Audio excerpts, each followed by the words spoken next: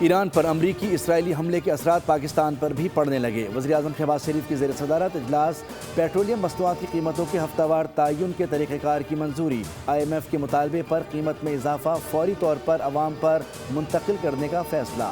وزیر خزانہ اورنگزیب نے بریفنگ میں بتایا کہ ملک میں پیٹرولیم مصنوعات کا مناسب ذخیرہ موجود ہے۔ تعلیمی اداروں میں ورچوئل نظام تعلیم اور دفاتر کے لیے ورک فرام ہوم کا پلان بھی طے۔ اقدامات ایندھن کی طلب میں کمی لانے اور اسٹاک کے مؤثر استعمال میں مددگار ثابت ہوں گے۔ وزیراعظم نے صوبائی حکومتوں کو ہدایت دی کہ پیٹرول ذخیرہ اندوزوں کے خلاف سخت کارروائی کریں۔ جو بھی پیٹرول پمپ مکروہ دھندے میں ملوث ہو اس کو فوری بند کر کے لائسنس منسوخ کیا جائے۔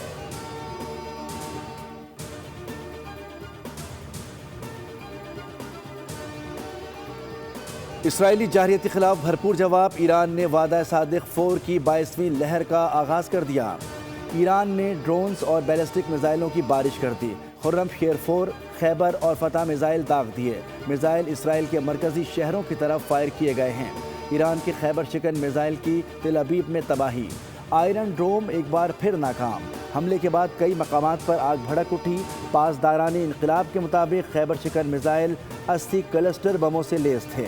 بحرین میں تیل کی تنصیبات پر بھی حملہ۔ پاسداران انقلاب نے اعلان کیا ہے کہ وہ لمبی جنگ کے لیے تیار ہیں۔ دوسری جانب سعودی عرب نے اپنی سرزمین ایران کے خلاف نااستعمال ہونے کی یقین دہانی کرا دی۔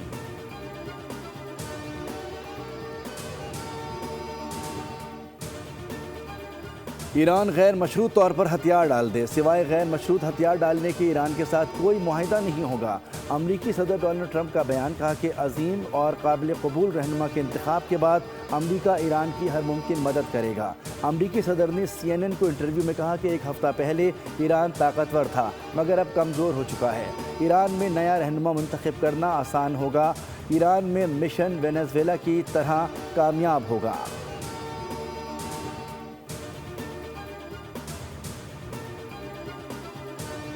اور پاکستان نے 8 سال بعد ہاکی ورلڈ کپ 2026 کے لیے کوالیفائی کر لیا۔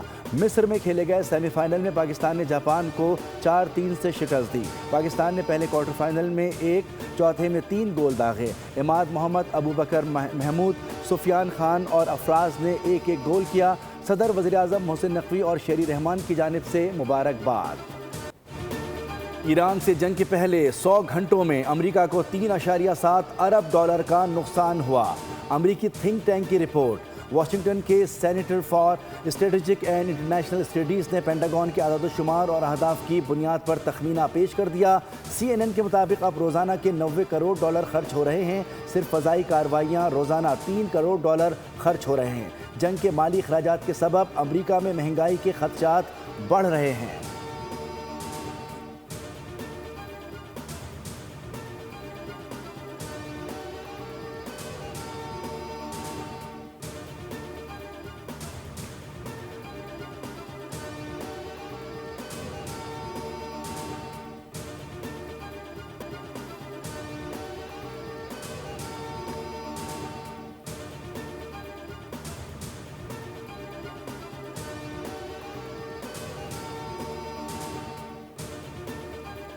روس ایران کو امریکی فورسز پر حملے کے لیے انٹیلیجنس فراہم کر رہا ہے۔ امریکی اخبار واشنگٹن پوسٹ نے بڑا دعویٰ کر دیا۔ لکھا کہ امریکی انٹیلیجنس کے 3 قریبی ذرائع نے خبر کی تصدیق کی ہے۔ روس مشرق وسطیٰ میں امریکی بحری جہازوں اور طیاروں کی لوکیشن ایران کو دیتا ہے۔ امریکہ کے کئی ریڈارز اور دیگر تنصیبات پر ایران نے صحیح نشانہ لگایا۔ ایران چن چن کر امریکہ کے کمانڈ اینڈ کنٹرول سینٹرز کو تباہ کر رہا ہے۔ اخبار نے یہ بھی انکشاف کیا کہ امریکہ کے انٹرسیپٹرز انتہائی تیزی سے کم ہو رہے ہیں۔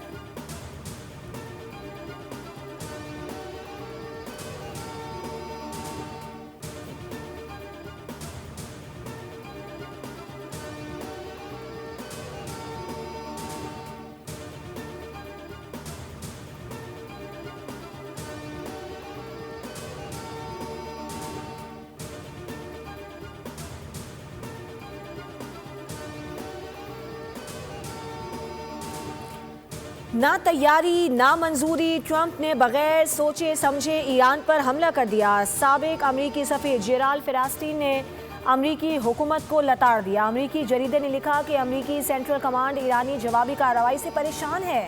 ایران کو ترنوالا سمجھنے والے اب وقت مانگنے لگے۔ ملک بھر کے اعلیٰ افسران کو مشورے کے لیے پینٹاگون طلب کر لیا گیا۔ ایران کے خلاف جنگ ختم ہونے میں 100 سے زائد دن لگ سکتے ہیں۔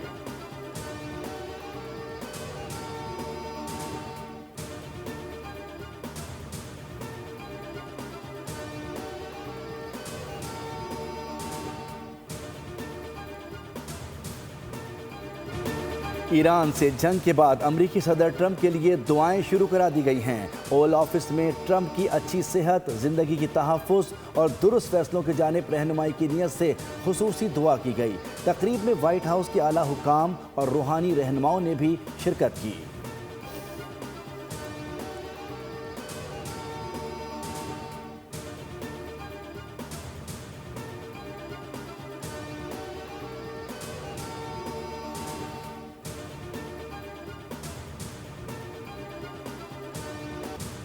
ایران پر حملہ امریکہ میں مذہبی شدت پسندی بڑھانے لگا۔ سینیٹر لنزی گراہم سمیت کئی رہنما اسے مذہبی جنگ قرار دے رہے ہیں۔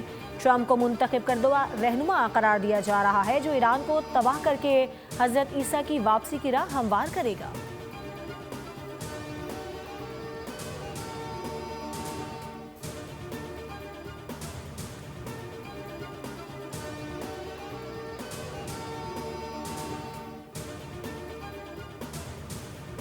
وزیراعظم کا آذربائیجان کے صدر سے ٹیلی فونک رابطہ ڈرون حملوں کی مذمت، یقین دلایا کہ پاکستان اس مشکل وقت میں آذربائیجان کے برادر عوام کے ساتھ مکمل یکجہتی اور حمایت میں کھڑا ہے۔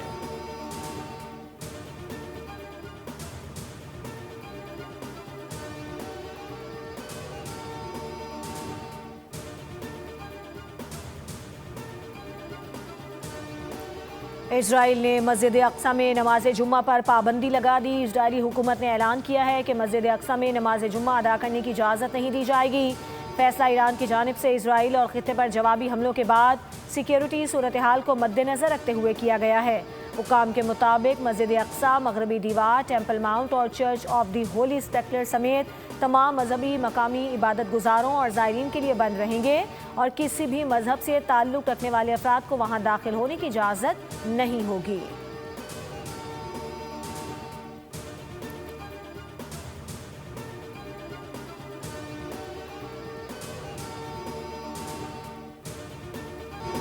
اسرائیلی اور امریکی پروپیگنڈے پر نہ جائیں۔ ایران میں صورتحال معمول کے مطابق ہے، اسٹورز کھلے ہیں، خریداری ہو رہی ہے۔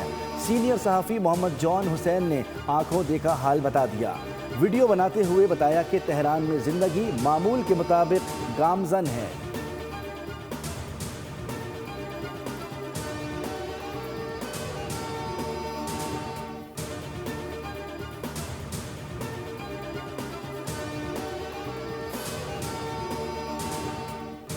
پاکستان محفوظ ملک ہے، غیر ملکی سرمایہ کار یہاں آئیں اور سرمایہ کاری کریں۔